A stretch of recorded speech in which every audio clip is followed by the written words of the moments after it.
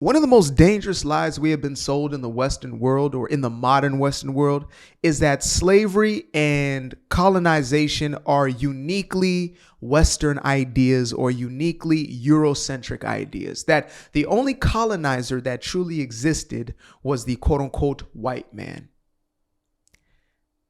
That is a bold-faced lie.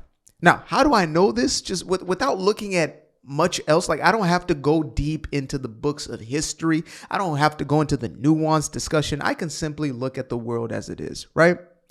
How many people on this planet, let's say, speak a certain language, practice a certain religion, hold certain customs that are shared throughout the world? And then how did we get there? So I can look at, let's say, Christianity, right? Widespread. How did it get there? Well, there was two parts of that. One was there was missionaries, those who went out into the world preaching the gospel. And then on the other side, there was force. There was colonial powers. There was the overtaking, the conquering of peoples and lands, right? I can be real about that. But then I look to what is touted as the biggest or largest, most widespread religion in the world, Islam. And I think to myself, well, how many people practice a religion? And they say upwards to 2 billion people on this planet. My goodness. How many people are speaking Arabic? Well, hundreds of millions, into a billion plus. Okay. How many people share the same custom? Well, they're almost all wearing the same attire, same customs and values.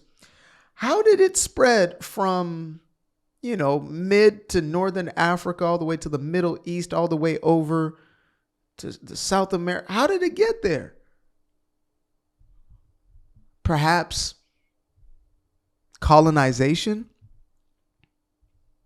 So then I start to ask deeper questions. Well, slavery, surely it was the white man who believed in this racist system. Well, technically speaking, slavery has been around for about as long as human beings have been around.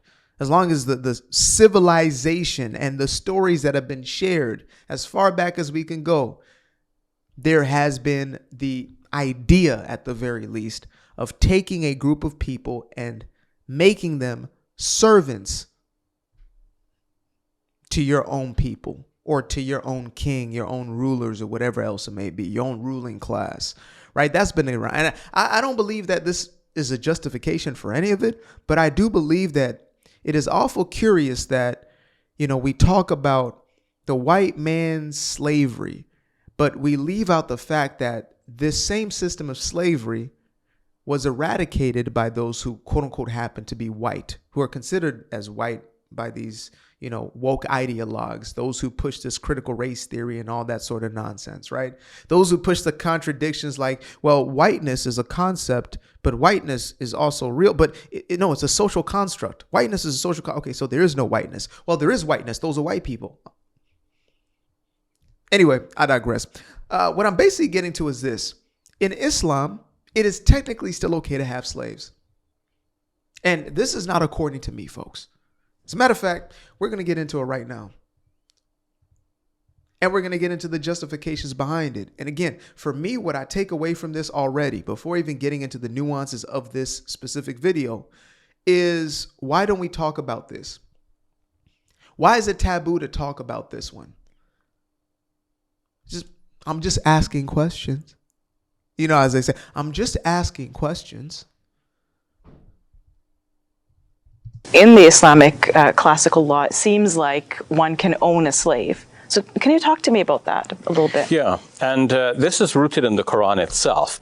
That since the Quran has left it open as a possibility that people could own slaves, well, who are we to cancel it altogether? We human beings have no say in what God has allowed. So when you ask the question, why didn't Islam abolish slavery? Because this mechanism is important for society. Why didn't Islam This mechanism is important for society, coming directly from the quote unquote brown man. But we're not going to talk about that, are we? abolish slavery abruptly because then it would create chaos, anarchy within the society, the social fabric of society. I'm sorry, does this not sound like the old white Southerner of the 17 and 1800s? Well, it will cause absolute devastation in our economy. We would implode our economy overnight. We can't get rid of slavery. Surely, this would be the end of our civilization. And I would actually believe that it was the beginning of it, because any society that still accepts the idea of slavery as valid is a primitive society, which means that technically speaking, it was the colonizer and the enslaver, i.e. the British and the American, who actually abolished slavery, fought itself on the basis of doing so, civilized itself. But So the Quran is saying that yes, because is acknowledging that since you have these slaves in your house, it is permissible to have sex with them, intercourse with them. I don't want my daughter to marry a black guy, just period. Why? Give me a reason why. Couldn't find words that it's really gonna happen in her own family, that her daughter, her own daughter, is being with African American. But black and brown pride though. Free Palestine. The propaganda has worked magic. A complete veil over the eyes of the otherwise sane and intelligent. Because I used to think this was a thing of, just raw intelligence. Does somebody have a high IQ, understanding, perception, depth?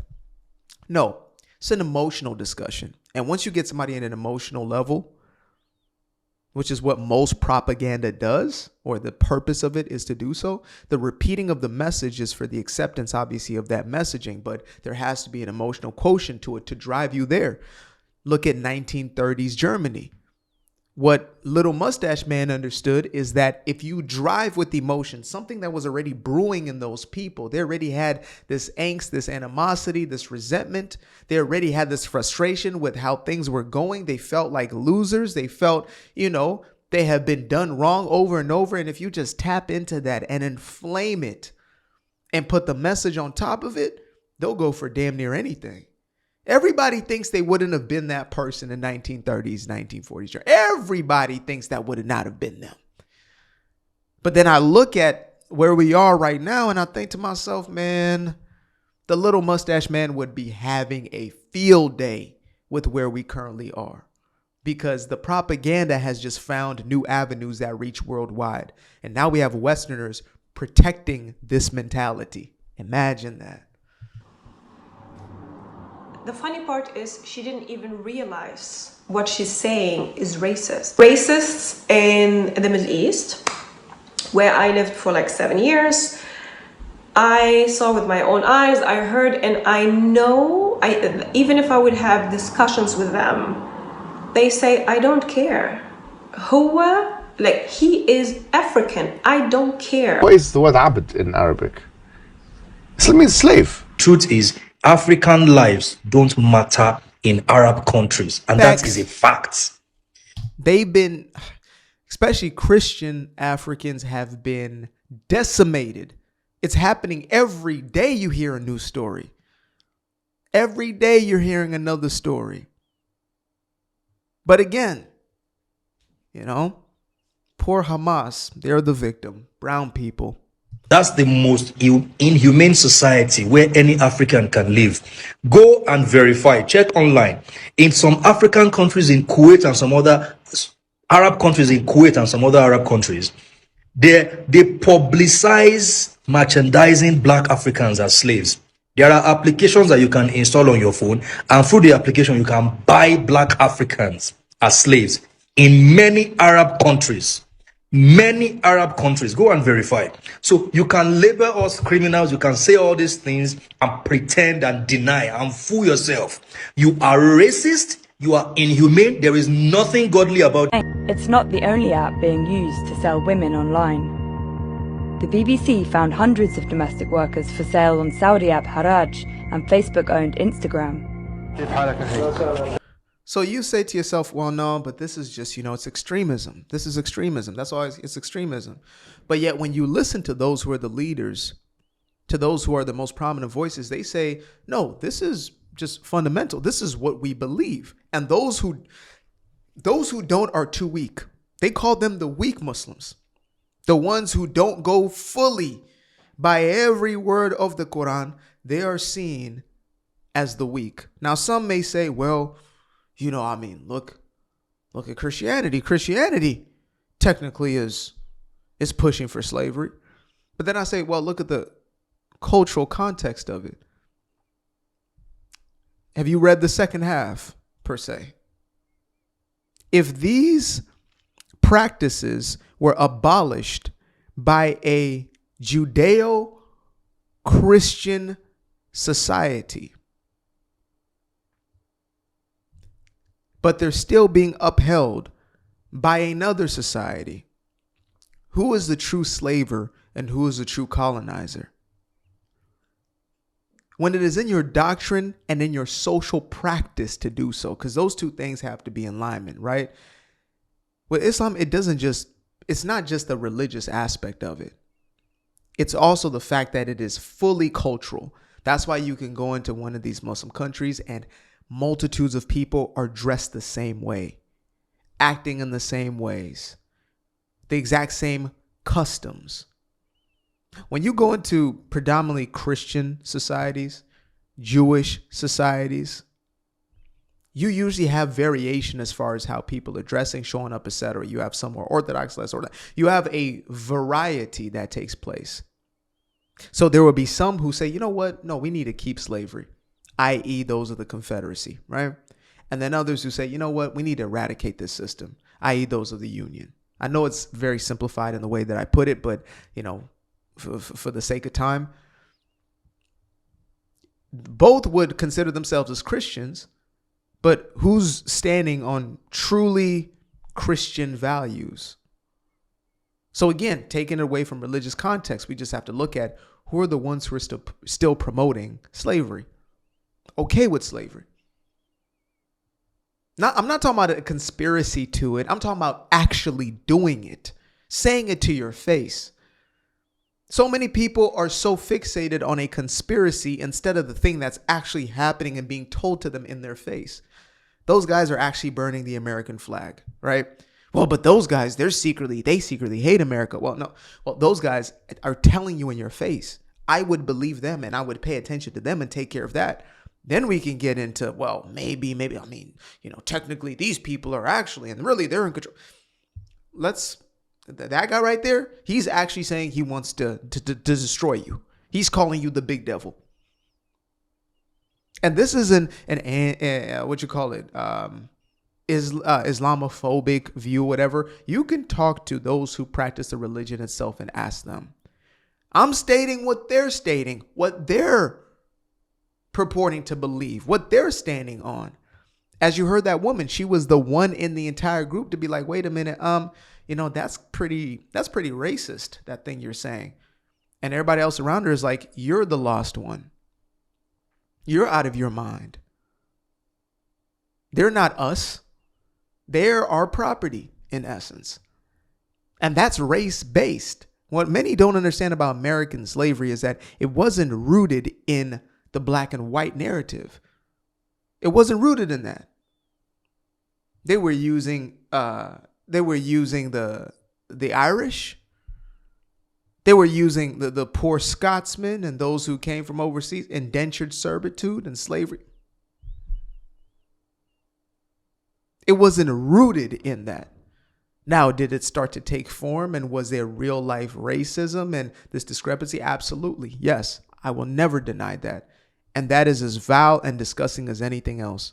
But in this modern day, the year of our Lord 2025, we live in an incredible civilization that has continued to fight on the basis of human rights, true human rights. And yet we ignore the ones who are violating them on a daily basis. If that's not propaganda, folks, I don't know what is. Appreciate you guys for tuning in. Now, if you'd like to stay around, make sure to click that little subscribe button down there, or you can show some love by going to the description below and clicking on the button titled Buy Me a Coffee. Leave a little something there, or click on the Cash App. Leave a little something here. Till the next time, peace. I fell in love with the sunshine. I fell in love with the light. I fell in love with the full moon. I fell in love with the night. I can see the light again. I can see the light. You can see the life in him illuminate the night. I know the time is taking. A 3-6-5, that's a full rotation. I see you looking up, you know them constellations. Constantly gazing like house of praises, you get to praising.